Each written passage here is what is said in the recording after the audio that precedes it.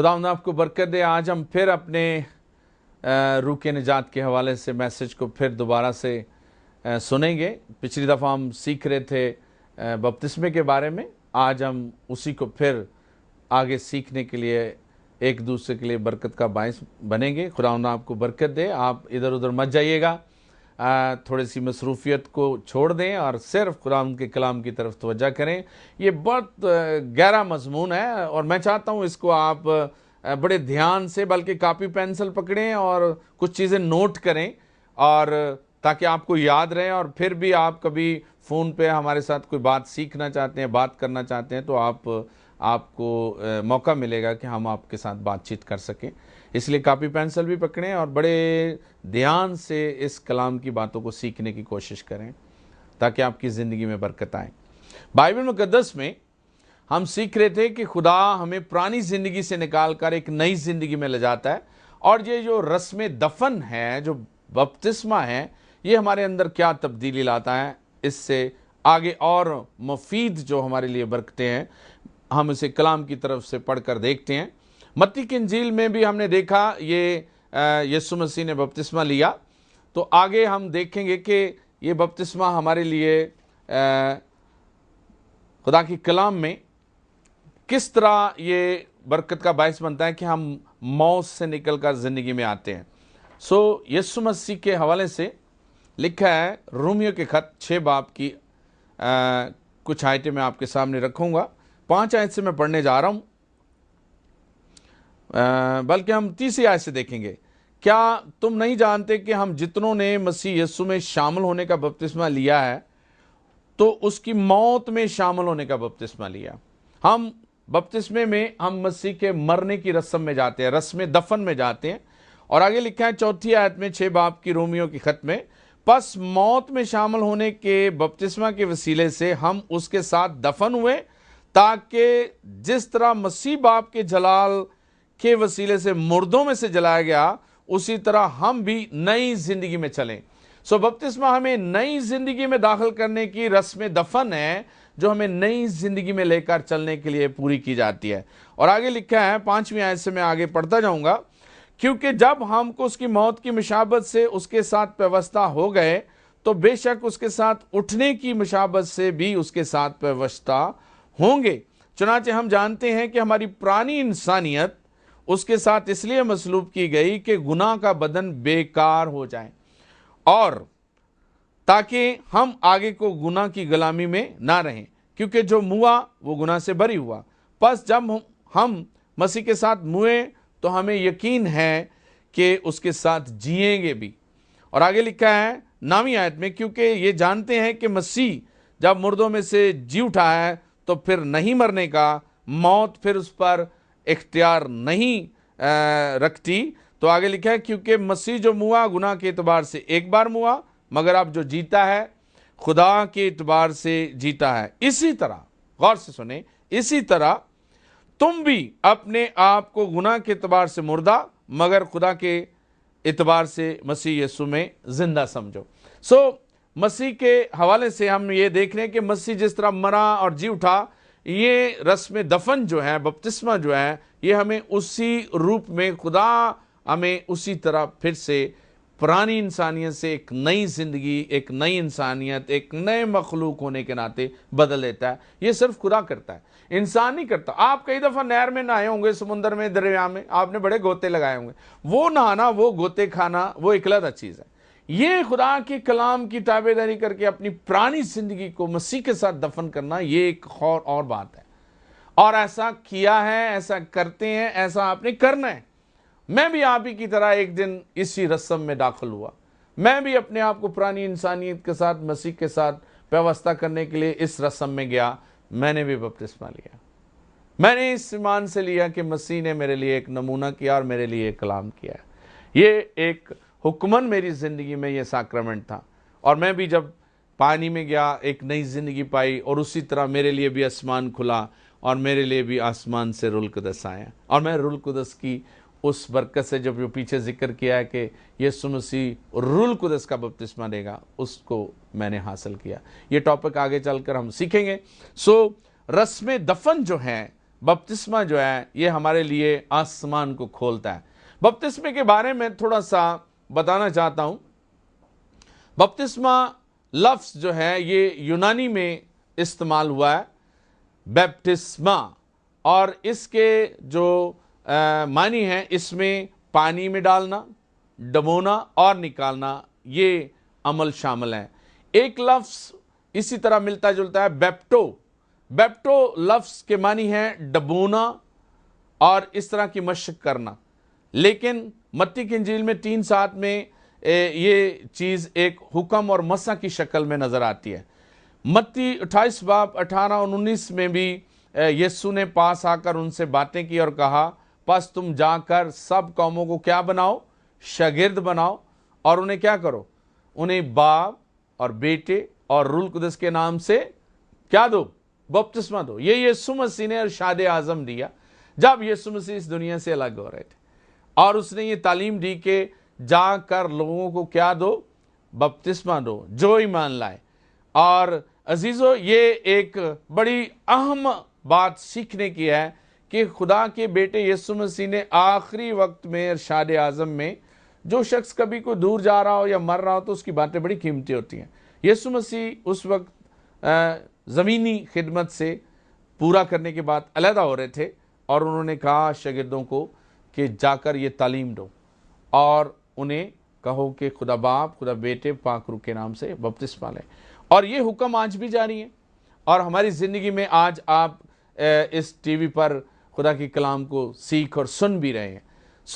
हुक्मन ये बात हमारे लिए लागू है कि हम रस्म दफन में जाएं। अगर हम पुरानी ज़िंदगी में नहीं मरेंगे तो नई ज़िंदगी कभी नहीं मिलेगी। इसलिए इस खुदा के कलाम की जो मसीहत की एक बड़ी बुनियाद है, जो पानी के बपतिस्मे के साथ ताल्लुक़ रखती है, हमें बपतिस्मा लेने की और खुदा के कलाम के मुताबिक दफन होने की ज़रूरत है। इस कलाम के मुताबिक अपनी तैयारी रखें और आगे देखते हैं कि ये निशान है, ये हमारे लिए एक निशान है, और हमें पानी से बाहर आते और मसीह के साथ जी उठने में खुदा की कुदरत जो है वो आसमान से रिसीव करती है, और खुदा इस बात को देख रहा होता है, और ये एक निशान की शक्ल में हमारी ज़िंदगी में खुदा का कलाम जो है वो खुल जाता है, और खुदा के रूल कुदस की बख्शिश जो है हम पर नाज़िल होती है, और खुदा की कलाम के वसीले हम एक बहुत बड़ी बरकत के वारिस हो जाते हैं। लेकिन मैं बताना ये चाहूँगा कि कुछ बातें इधर उधर से सुनने में आती हैं। कुछ लोग इस रस्म को पानी छिड़क कर करते हैं, कुछ लोग किसी तरह इसे देखते हैं, लेकिन ये हरगिज़ ये बात बाइबल के हवाले से नहीं है। बाइबल में कुछ बातें नज़र आती हैं, लेकिन उनको समझना बड़ा ज़रूरी है। एक लफ्ज़ मैं आपके सामने और यूनानी रखना चाहता हूँ।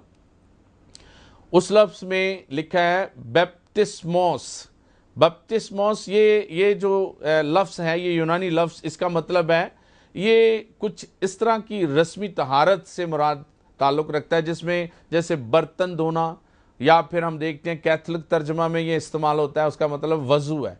जिस तरह हाथ धोने, मुंह धोना, दुआ के लिए तैयार होना, ये यहूदी भी करते थे, क्योंकि एक दफ़ा यीशु मसीह फ़क्की फरीसियों के साथ था, तो उसने कहा कि तेरे शागिर्द खाना खाने से पहले हाथ नहीं धोते। तो वहाँ पे यूनानी लफ्ज़ जो इस्तेमाल हुआ है वो यही हुआ है, बैप्टिस्मोस लफ्ज़ इस्तेमाल हुआ है, जिसका मतलब वज़ू करना है।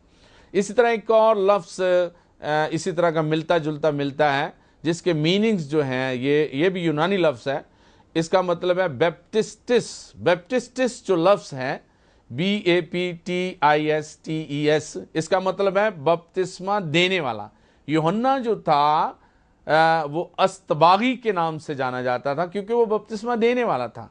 बैप्टिस्टिस जो है, बपतिस्मा देने वाला जो है, वो इस रस्म को पूरा करता था, और आज भी हम इस रस्म को पूरा करते हैं। एक और लफ्ज़ मैंने देखा यूनानी ज़ुबान का, बैप्टिज़ो। बैप्टिज़ो जो लफ्ज़ है, इसका मतलब है एक बर्तन को दूसरे बर्तन में, जैसे हम वॉशरूम में जाते हैं और मगा पकड़ते हैं पानी के लिए और उसको बाल्टी में डुबोते हैं और फिर निकालते हैं, तो एक बर्तन दूसरे बर्तन में डुबोना, इसका मतलब बैप्टिज़ो है। और कपड़ा रंगना, और उर्दू लुगत में इसे रंग छिड़कना भी कहते हैं, और गुस्ल लेना भी कहते हैं। आपको सलातीन में ये बात मिलेगी। सलातीन के 5 बाब की 14 आयत में, दूसरे सलातीन में, नुमान कोड़ी को अलीशा नबी ने कहा था कि 7 बार जाके पानी में गुस्ल ले, और उसने जब 7 गोते लिए तो खुदा की कुदरत उसकी ज़िंदगी में शफा की शक्ल में बदल गई।